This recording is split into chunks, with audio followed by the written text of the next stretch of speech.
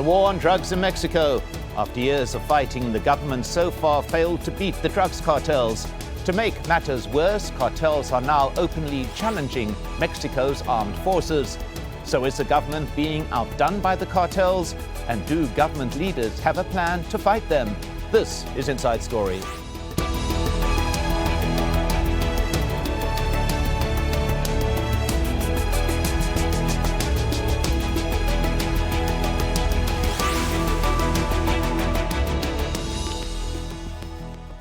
Hello and welcome to the program. I'm Mike Hanna. Mexico's war on drugs has picked the country apart for almost 10 years, but things were supposed to be getting better. Murder rates in 2014 fell to the lowest level since 2006, and the government made a series of spectacular arrests, taking down the kingpins of some of the most notorious cartels. But Mexicans have also been given a stinging reminder that the war is far from over. It began with a 3-hour gunfight between federal forces and suspected gang members and ended with Mexican police triumphantly declaring the killing of 42 suspects with just one fatality on their side. The government says superior training and equipment explains a one-sided number of fatalities, but many have raised doubts, with one bereaved family saying this was not a clash, it was a massacre. That confrontation was with one of the new generation of cartels who are challenging the old order. Known as the Jalisco New Generation Cartel, it's fighting more established cartels such as the Zetas for control of Guadalajara, the capital city of Jalisco State. The new cartel is active elsewhere in the states of Nayarit, Colima, Michoacán, and Guanajuato. Mexico's wars with the cartels go back to 2006. When the government decided to launch a massive crackdown. Since then, more than 100,000 people have been killed in violence linked to organized crime. Recently, the military has gone after some of Mexico's highest-profile drugs lords, but that's led to some of the cartels fragmenting into smaller, more localized groups. The New Generation Cartel is one group taking advantage of the government's strategy, seizing territory where its rivals have been weakened. Well, let's bring in our guests for this show. In Mexico City, Alejandro Hope, security analyst and former intelligence officer at the Center for Investigation and National Security. In Ottawa, Canada, Kalama Trejo, a politically engaged Mexican artist.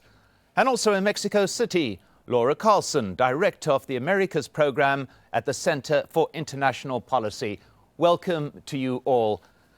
Let's begin with Alejandro Hope and go directly to the question. Is the war on drug trafficking being won or lost? Your view? Well, I think that's not the right question to ask. The question is whether the nature of a threat is changing. I would argue it is.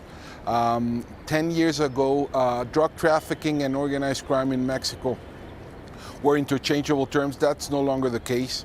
What you have now is a proliferation of smaller groups that are far more predatory in nature, far more local in scope, and that requires a different approach.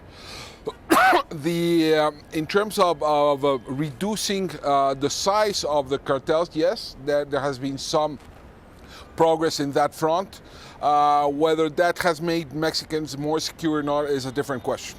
Well, Laura Carson, it appears as though the glass is both half full and half empty with regard to the war on drug trafficking. Your view? Well, I think it is important to ask whether we're winning or not because we've sustained such heavy losses. And this has been going on so long with the violence really not diminishing significantly that we have to ask ourselves whether this is the right strategy or not. And I think the main thing to keep in mind here is this kingpin strategy that we've seen of going after the heads of the cartels and military model of confrontation has generated an explosion of violence in Mexico, and it's generated contradiction, which is an erosion in the rule of law. And this is exactly what we see in this case in Guanajuato. I'm going to pick up on a couple of those points in a moment, but Kalama Trejo, to what extent does the violence soak into the very fabric of Mexican society?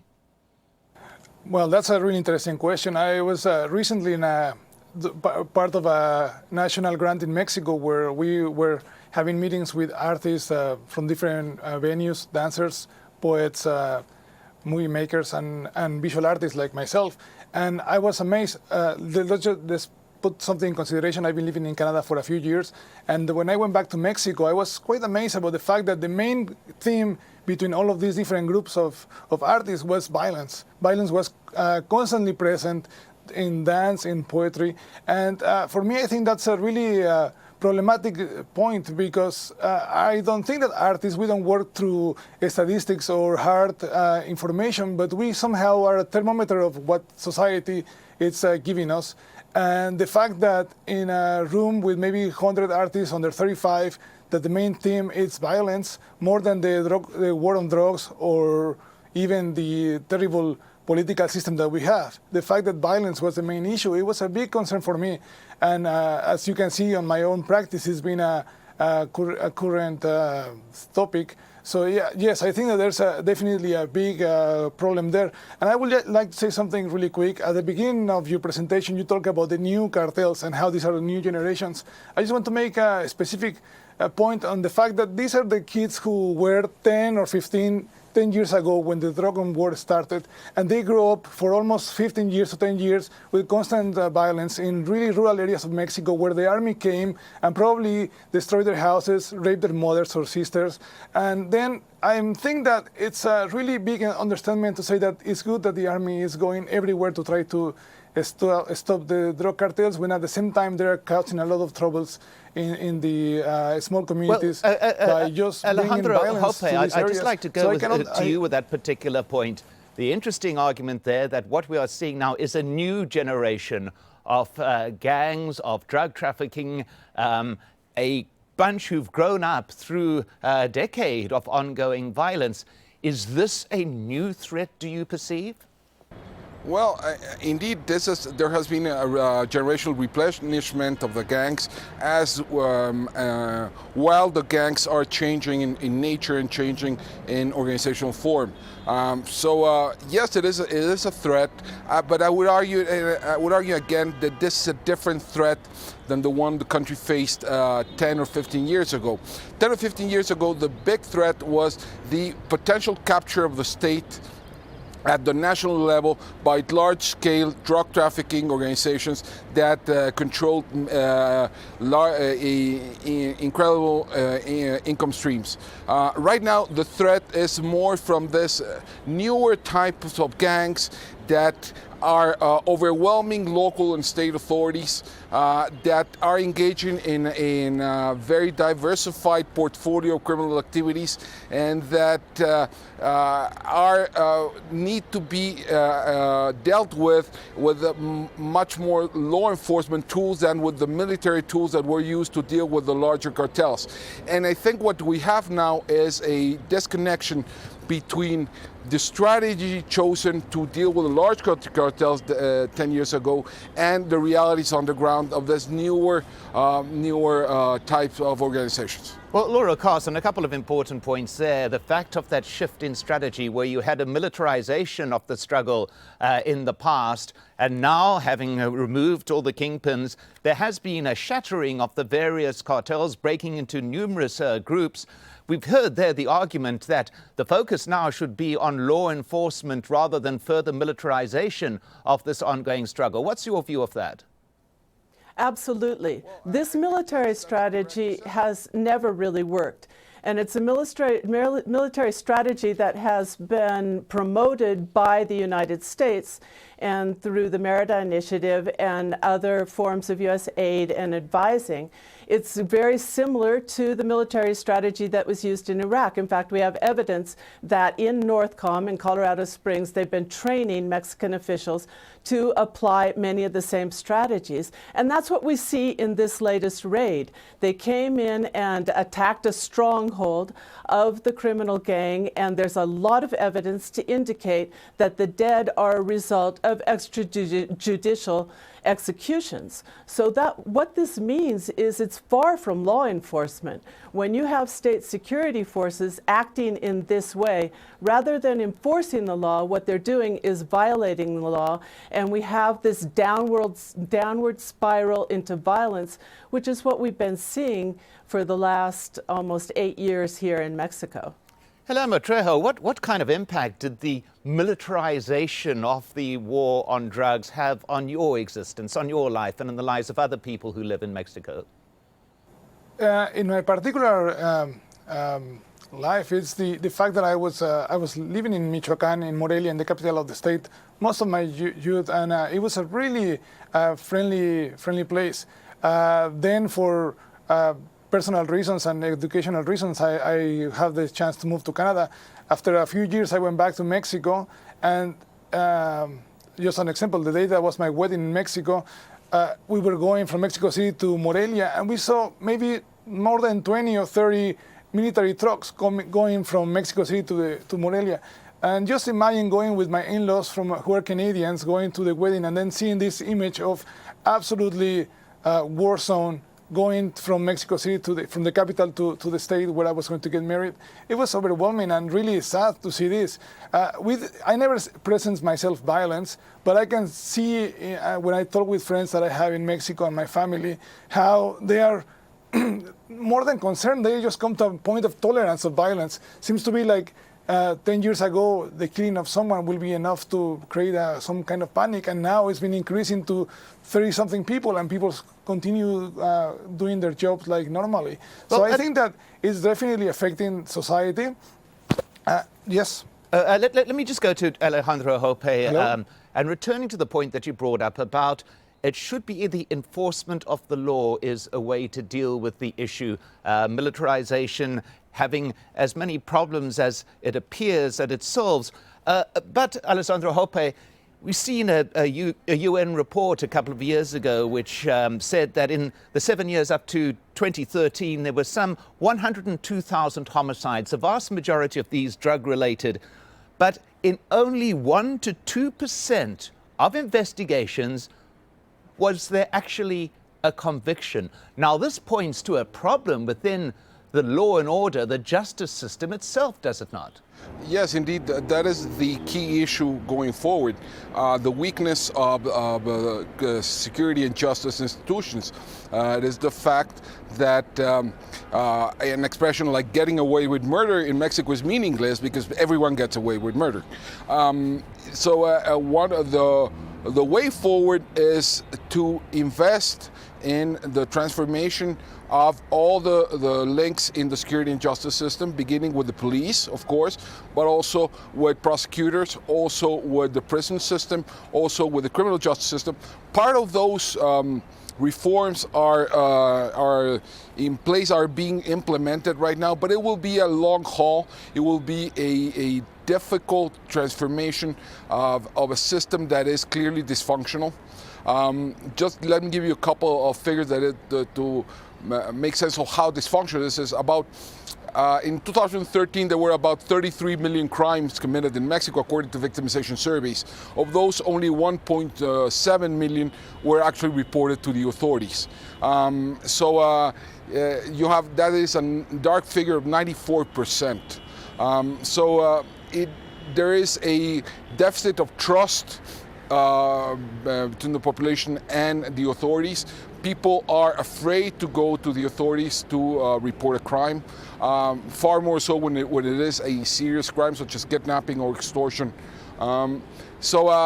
Yes, I mean, the way forward is institutional modernization, and we're only have taken the first baby steps in that process. Well, Laura Carson, part of the problem as well is kind of an economic determinant. The average wage of a Mexican policeman is between $9,000 to $10,000 a year. That's very low on the strata of civil servants' payments. This is, it would appear, a strong incentive for them to seek income elsewhere and further degrade the system of justice, does it not? Yes, it creates a fertile field for the recruitment and the corruption of security forces. And this has been an age-old problem in Mexico. There have been programs in the last few years to try to vet police officers, but the rate of desertion and the rate of complicity, of course, numbers that we can't measure at all because they don't exist, is very, very high. They know that it tends to be highest on the municipal level where they have the closest contact with the criminals, and that's one reason why there's a proposal to eliminate the municipal police. But the problem is that it's very high on the state level, and it's growing on the federal level, including among the armed forces as well. So the problem of reducing impunity, the lack of justice here in Mexico, turns out it's not so much a technical problem. There are some technical moves that are being made to improve the institutions and the system, but it's really a political problem. And as long as there's so much money and power being traded back and forth between the criminal gangs and the governments on all three levels, that political will to really clean up the system and to move forward, especially in the issue of justice, is just not there yet. Well, Alejandro Hope, I just want to go to you. We had mentioned there of the political will that is needed. Do you think that political will is there? We've had two presidents who focused and set their store on this battle against drug trafficking and drug traffickers. Do you think the political will is still there to deal with it? Well, I think this is a mixed bag. You find in some regions, some states, you have seen some strides of reform. I would point probably at the state of Nuevo León, for instance. I would point maybe at the state of Chihuahua in northern Mexico, where you're seeing some strides in improving the quality of institutions, and there has been some political leadership in that process. Nationally, I'm not that certain. The initial diagnostic that the current administration made about violence was that it was mostly about political skills. It was, if you could just bring everyone to the table, that would start to fix the problem. However, I mean, that omitted the fact that you were bringing to the table people that were complicit with criminal gangs, and two, that even where they were not complicit with criminal gangs, they really did not have any substantial capabilities. After the Iguala crisis last year, there seemed to be a much more of a sense of urgency at the federal level, the national level, to start dealing with this, partly because of political fallout of that particular incident. But that sense of urgency has dissipated over the past few months. The President Peña Nieto sent a police reform bill to Congress that has stalled because there's no one really championing it, and also because there was a lot of resistance to some of the specifics of that model, the model proposed, and there has been no alternative coming from the government to deal with those fears and those resistances. So the answer, well, probably not as much as we probably would be needing right now. Well, Kalama Trejo, there's another aspect of this that appears to be threatening in a way. You mentioned there are a new generation of criminals who are coming through, yet you have a group like the group that calls itself directly the new generation that, as we said, was involved in that shootout, that actually positions itself as almost like a vigilante group. It says its program is to restore stability to Mexico by acting against the cartels, at the same time clearly getting into paramilitary conflicts. This is almost a new development where the line is being crossed between the vigilante and the criminal, which is something truly disturbing for those who want to see the violence begin to end, is it not? Yeah, and I think that it's really disturbing because it's an example of how the whole political system, municipal, federal, and provincial, has failed to really support people in these rural communities, mainly rural communities, where they feel so forgotten that they need to find a way to make law by themselves. And sadly, it seems to be like we're coming to the point where there's no authority to run these communities, and the strongest is the one who will control. I think that the sad part for me, and I'm still going to my original point, is to see all these young people, mainly male young guys under 30, maybe 25, who doesn't have any education, and that the only way that they can have some kind of income is to join or the gangs, the army, or the paramilitary groups that are supposed to be the new police in these regions. And I think that's an absolutely a sad situation. And just going back to the previous question about the political will, I think that there is absolutely no political will from any of the parties. They are just interested in maintaining the power just for economical reasons, or I really don't know why they continue doing this. But if you see some of the current political campaigns, they are kind of laughable and really sad to see how low the Mexican politics have gone. Well, Laura, Carson, the real threat here from what we've been talking about is that these groups are filling a vacuum. It's a vacuum that is left by a failure of governance at both the state and the national level. Is that a fair point, do you believe? I disagree with that analysis. I think that we've seen in the recent cases that in all the cases where there was violence in Ayotzinapa, it was very clear the state was actually very present. The state was monitoring what was happening. In Ayotzinapa, the state was involved in the violence. And so we have a mobilization of the armed forces, of state and federal police throughout the country, and yet the violence continues. We are not seeing the violence concentrated in areas where state forces are not. It's true that the institutional weakness in terms of law enforcement is a major problem and reason behind the increase in violence, but we have to start asking ourselves different questions. And one of the questions that is coming up is whether we're facing not a weak state, but a criminal state. A state in which there's so much corruption and complicity within state institutions themselves and violence against the population that the problem is not to strengthen these institutions, but to completely reform them. And in my opinion, that is the situation we're facing now, and it makes it much more complicated. Kalama Trejo, there we hear the contention that the threat is not a failed state, but a criminal state. What's your view of that?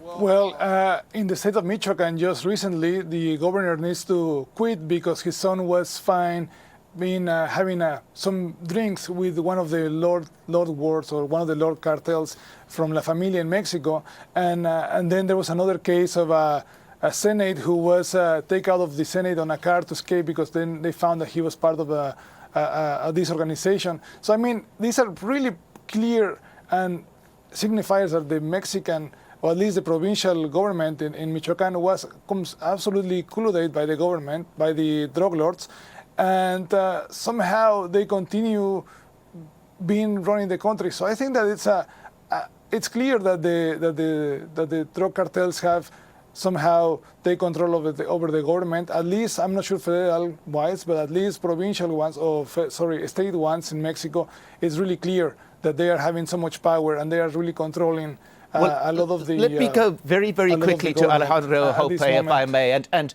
put that question to him. The issue that was raised of the danger being a criminal state rather than a failed state. You stated right at the beginning that this was no longer an issue. What is your view?